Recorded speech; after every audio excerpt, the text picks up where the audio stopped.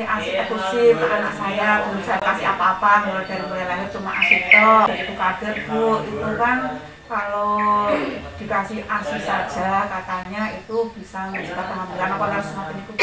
Itu namanya metode amenorrhea laktasi atau biasa dikenal MAL. Itu merupakan metode kontrasepsi alami, Bu.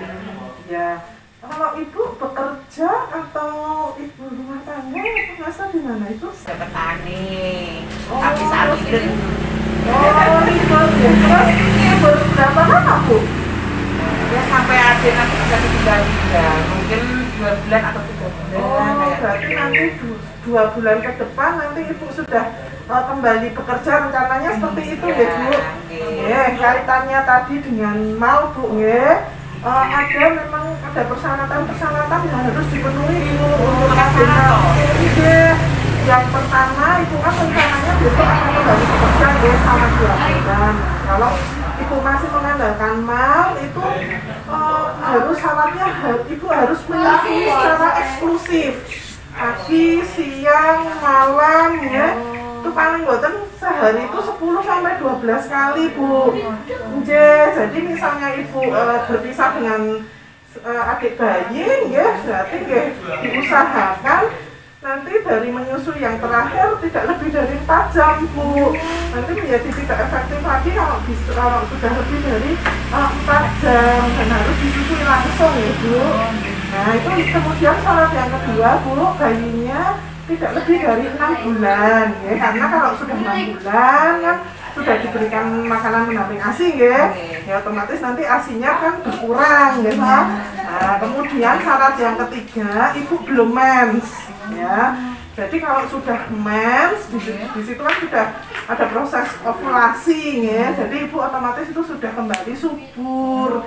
Kalau sekarang adik 1 bulan ya Bu, berarti ibu masih pendarahan nifas ya. Nah itu biasanya kalau pendarahan nifas itu sampai dengan 56 hari atau enggak nyampe 2 bulan ya. Nah nanti kalau ibu kondisinya kan ibu menyusui, untuk mensnya biasanya itu paling cepat itu 10 minggu Bu, 10 minggu atau sekitar 3 bulan lah baru ibu mendapatkan menstruasi. Kalau misalnya kira-kira ibu bisa memenuhi persyaratan itu ya monggo diteruskan, tapi kalau misalnya tidak bisa ya, untuk lebih efektif dalam mencegah kehamilan ya sebaiknya ibu menggunakan alokon Bu.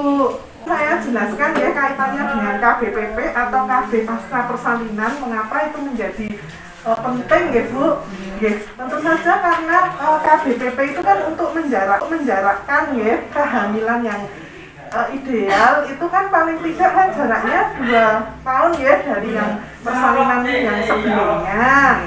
Nah dengan KBPP ini tujuannya nanti ibu bisa menjarakkan kehamilan selama 2 tahun agar ibu bisa fokus ke kesehatan dan keselamatannya ibu dulu, fokus ke adik bayinya dulu, karena adik bayi juga masih butuh dampingan pertumbuhan, perkembangannya, nutrisinya ya. Jadi ibu sudah tidak mikir aduh takut nanti kalau kesundunan gimana, seperti itu ya Bu. Jadi memang penting sekali, karena kadang-kadang kan masa subur kita nggak tahu, dikiranya masih belum subur, ternyata sudah subur ya. Ada masalahnya gimana itu? Cocok atau gimana? Aku tidak bisa, karena saya waktu pasang itu di waktu pasang juga, terus akhirnya setelah saya pasang itu berapa minggu itu kok rasanya nggak head itu terus nanti saya nggak tahu kalau kita nggak itu karena warga itu kan naik pertumbuhan ke atas, saya sampai jadi juga itu saat itu saya tuh apa karena saya salah gimana jauh tuh setiap bulan itu buka hilang kayak gitu. Terus saya kan juga sedang men. Buktinya banyak kok Bu yang tetap langsing dengan menggunakan implan yang sekarang ya, seiring dengan perkembangan teknologi ini. Jadi kalau ibu misalnya mengalami keburukan ya ibu mungkin ada faktor-faktor yang lain Bu, seperti mungkin kelebihan kalori ya, mungkin sering makan atau minum yang manis-manis. Untuk jerawat Bu, memang ada wanita dengan hormon-hormon tertentu itu yang gampang banget jerawatan. Boten membersihkan muka lah itu rutin, terus tidak sejajar ya. Nah itu memang implan itu pemasangannya itu seperti huruf V. Itu dulu saya pernah mendampingi bidan yang masih praktek itu ya, bahkan digambar itu polanya, kalau mau masang itu digambar polanya itu seperti huruf V seperti itu. Nah, kalau yang nyeri itu mungkin yang satu itu mungkin agak terlalu dalam, Bu. Agak terlalu dalam. Apa Ibu kemarin itu? Oh, enggak, yang satunya dangkal ya. Jadi yang mungkin yang terlalu dalam itu menjadi tidak teraba ya.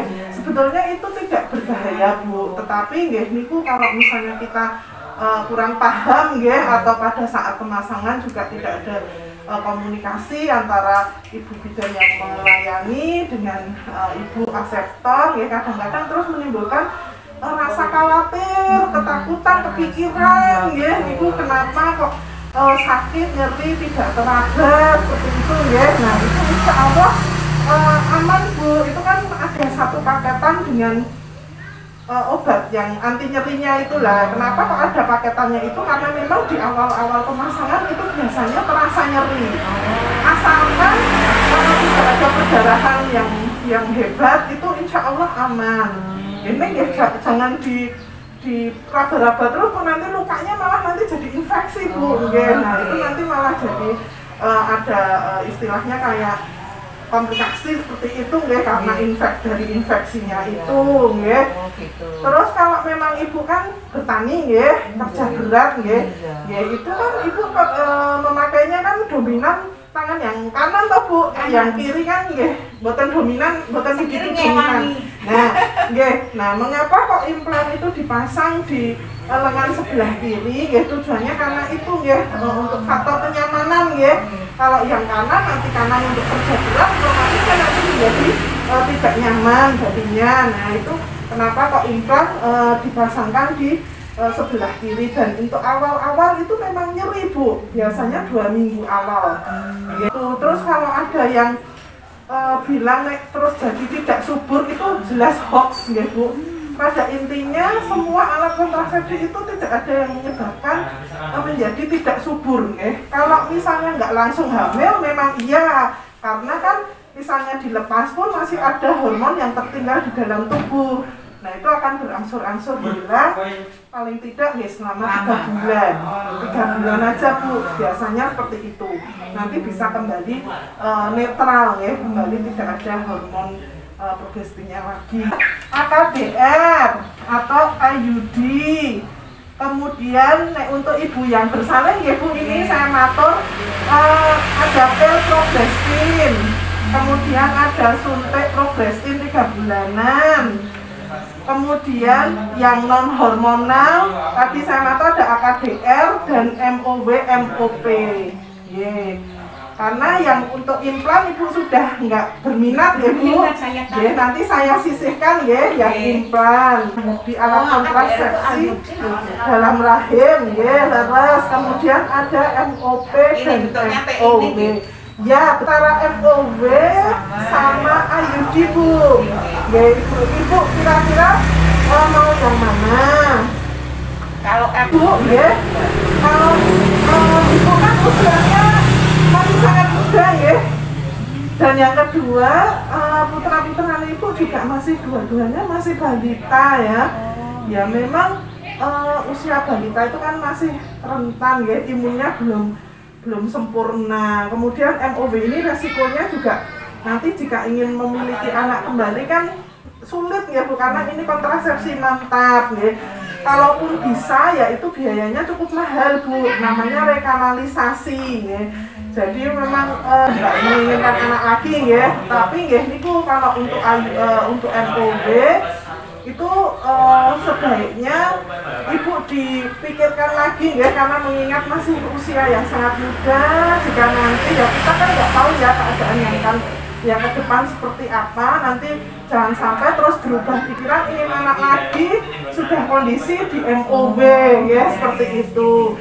Kecuali besok kalau adik sudah agak besar, kemudian yang dua-duanya sudah lulus balita, itu mungkin bisa ya. Saya sekedar share ya, Bu, dulu pengalaman di lapangan saya pernah mendampingi aseptor yang mau MOB ya, usianya masih di bawah 35 tahun itu tidak diloloskan oleh dokter ya Bu. Karena pertimbangan-pertimbangan itu Bu. Nah terkecuali ibu punya suatu penyakit atau kondisi tertentu yang nanti apabila hamil itu akan membahayakan kesehatan ibu maupun kesehatan dari janin. Nah itu mungkin ada pertimbangan khusus dari dokter untuk meloloskannya. Pasangannya bisa 0 begitu lahiran sampai 48 jam atau sekitar 2 hari.